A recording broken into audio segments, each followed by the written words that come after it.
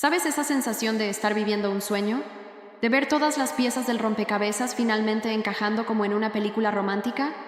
Pues sí, así era exactamente como me sentía cuando emprendí el viaje con Leonardo rumbo a nuestra tan esperada luna de miel en Ibiza. El cielo parecía más azul ese día, las nubes más suaves, el viento más ligero. Hasta el olor del aeropuerto parecía prometer una nueva vida. Después de meses de planificación, nerviosismo y expectativas, allí estábamos, recién casados, enamorados, listos para sumergirnos en el paraíso. Ibiza no fue mi elección, pero confieso, fue amor a primera vista. La isla, con sus playas doradas, aguas cristalinas y noches brillantes, parecía el escenario perfecto para la etapa más dulce de mi vida. Un regalo de los dioses, o al menos de su familia, que pagó absolutamente todo, desde el vestido firmado por una diseñadora reconocida hasta el hotel 5 estrellas con vista directa al mar Mediterráneo. Leonardo estaba radiante, sonriente, atento, al menos en el aeropuerto, en el avión y en las primeras horas en el hotel. En el fondo creía que, a pesar de todo el torbellino de los últimos meses, la propuesta de matrimonio relámpago, la familia demasiado rica, las expectativas que no eran mías, allí, finalmente, seríamos solo él y yo, nosotros, nuestra historia. Pero había algo sutil, una mirada distante, un gesto mecánico, un beso que ya no encajaba como antes. En la primera cena, él ya parecía inquieto. Dijo que tenía que resolver unos asuntos con conocidos del sector náutico, que casualmente también estaban en la isla. Me pareció extraño, pero sonreí. Fingí que entendía. Después de todo, era luna de miel. Nadie espera que su recién esposo vaya a resolver cosas de trabajo en plena luna de miel, ¿cierto? Debería haber sospechado más, haber preguntado, haber ido con él. Pero no fui, y fue justamente en ese vacío que comenzó a resquebrajarse, silenciosamente, el barniz de la perfección. Lo que no sabía es que ese viaje, que prometía ser el recuerdo más lindo de mi vida, estaba a punto de convertirse en la cicatriz más amarga de mi historia. Y el primer indicio de eso llegó en forma de un silencio frío, ausente, incómodo, que crecía cada día más, y cuanto más se alejaba, más sentía que algo estaba a punto de derrumbarse. Pero si crees que eso fue raro, espera a escuchar lo que pasó el segundo día, cuando una simple conversación en el lobby del hotel dio vuelta a mi vida por completo. A la mañana siguiente, el sol entraba al cuarto con una pereza hermosa, el tipo de luz que invita a tomar café en el balcón, a un paseo tomados de la mano en la playa, a reír al sonido de las gaviotas. Pero Leonardo no estaba allí. La cama a mi lado estaba fría, intacta, la almohada impecable, como si nunca hubiese vuelto la noche anterior. La primera reacción fue el shock, la segunda, la negación. Quizás se levantó más temprano, fue a buscar café, caminó por la arena, quiso hacer una sorpresa, quién sabe. Traté de convencerme mientras me ponía una bata y bajaba a la recepción, esperando encontrarlo allí, riendo, esperándome con flores o una mesa puesta. Pero no había nada, ni Leonardo, ni flores, ni explicaciones. Salió temprano, dijo un empleado. Dijo que tenía un compromiso. ¿Compromiso? ¿En pleno segundo día de luna de miel? La rabia aún no había llegado. Era una extrañeza sorda, incómoda, como cuando notas que te están observando pero no sabes quién. Volví a la habitación. Tomé el celular. Ningún mensaje. Las horas pasaron lentamente, como si el tiempo hubiera decidido jugar con mi cabeza. Al final de la tarde, apareció Leonardo. Sonrió, como si nada hubiera pasado. Dijo que había encontrado unos contactos importantes, gente influyente del sector, que no podía perder la oportunidad. ¿Entiendes, no? Preguntó con una mirada que sonaba más a orden que a pregunta. Y sorprendentemente, dije que sí. Tragué saliva. Sonreí con amargura. Fingí entender. Pero por dentro, algo empezó a romperse. Aquella noche, me acosté con él a mi lado, pero la sensación era de estar sola. ¿Sabes cuando la presencia de alguien pesa más que la ausencia? Eso era. Su toque era frío.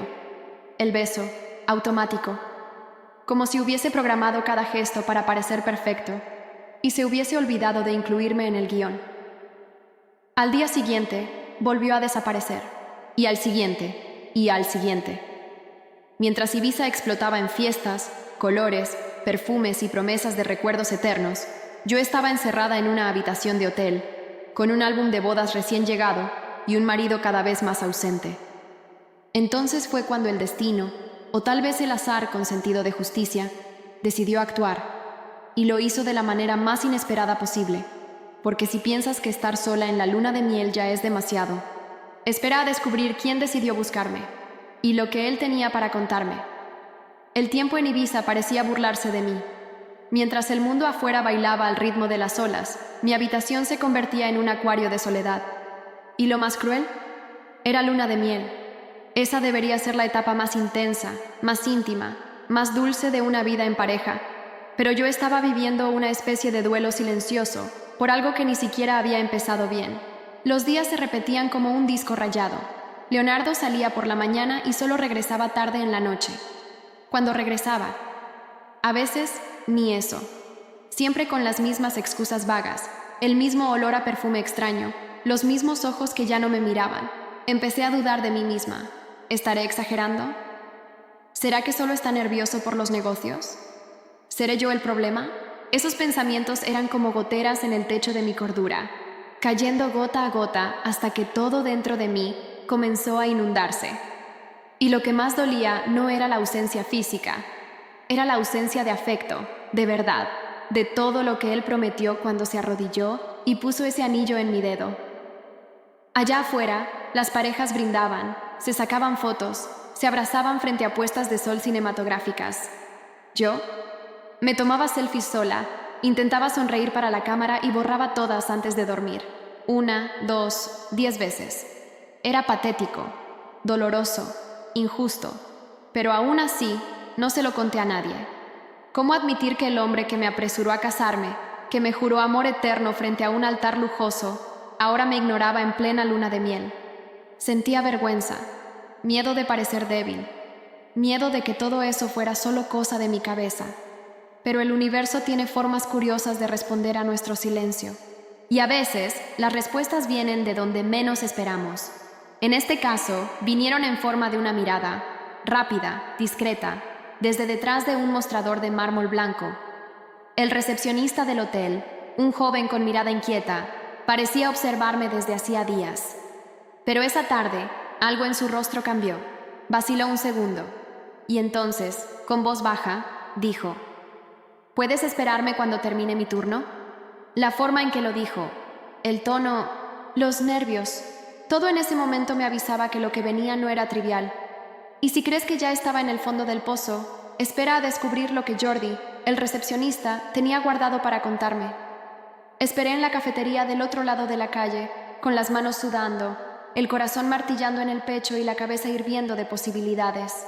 ¿Por qué un recepcionista, que hasta entonces apenas había intercambiado 2 palabras conmigo, pediría hablar fuera del hotel, después del trabajo? La pregunta me mordía por dentro. Jordi llegó minutos después, vestido con ropa sencilla, cargando un nerviosismo evidente en sus hombros. Se sentó frente a mí como quien lleva un secreto peligroso, de esos que pueden voltear la vida de alguien por completo. Y en este caso, esa persona era yo. Perdona si parezco invasivo. Juro que no es chisme, solo no pude quedarme callado. Su voz temblaba, no me miraba directamente, miraba a los lados, como si tuviera miedo de ser visto, oído o desmentido. Trabajo aquí hace 2 años. He visto de todo en este hotel, pero nunca algo así. Tu marido no está solo. El mundo se detuvo, y al mismo tiempo giró tan rápido que pensé que iba a desmayarme. Traté de mantener la compostura. Quise fingir que era imposible, que había entendido mal. Pero Jordi fue más allá. Él sale casi todos los días con la misma mujer, y no parece nada profesional. Me quedé paralizada, y él siguió. Andan como pareja, salen juntos, alquilaron una lancha privada, ya han cenado en el restaurante del hotel, con reserva a su nombre. Quería gritar, quería reír, quería salir corriendo, cualquier cosa que me sacara de ese momento, pero me quedé allí, estática. Escuché cada palabra como si fueran clavos clavándose en mi piel, y entonces soltó la bomba final. Pensé que ya lo sabías. Perdóname, pero te vi aquí, siempre sola, y sentí que era correcto contártelo. El aire parecía demasiado pesado para respirar. Apenas pude agradecer. Mis manos temblaban tanto que apenas pude pagar el café. Era como si, de repente, la pieza central de un rompecabezas macabro hubiera sido revelada, y todas las otras imágenes distorsionadas comenzaran a alinearse. Pero lo que me derribó de verdad fue cuando le pregunté a Jordi cuál era el número de su habitación. Él lo dijo, sin dudar, como quien entiende que una verdad, por más dolorosa que sea, es mejor que una mentira bien elaborada. Y en ese instante, un solo pensamiento me guiaba. Necesito mirar a los ojos a los dos. Necesito saber quién es esa mujer. Pero lo que no esperaba, de ninguna manera, era que, al tocar esa puerta, me iba a enfrentar a un rostro que ya formaba parte de mi pasado y que haría todo aún más insoportable de creer. Subí los pisos como quien sube escalones hacia un sacrificio. Cada paso en la alfombra del pasillo parecía una cuenta regresiva para un terremoto. Las paredes del hotel, tan blancas y limpias, ahora me parecían cómplices de un secreto sucio, ahogado entre puertas cerradas y sonrisas falsas en el desayuno. Llegué frente a la habitación. El número, ese maldito número, estaba ahí, como un código enigmático que, a punto de ser descifrado, podría derrumbar el mundo entero a mi alrededor. Mi dedo dudó. La rabia y el miedo peleaban dentro de mí. Pero el dolor fue más rápido. Toqué. 1, 2 golpes secos.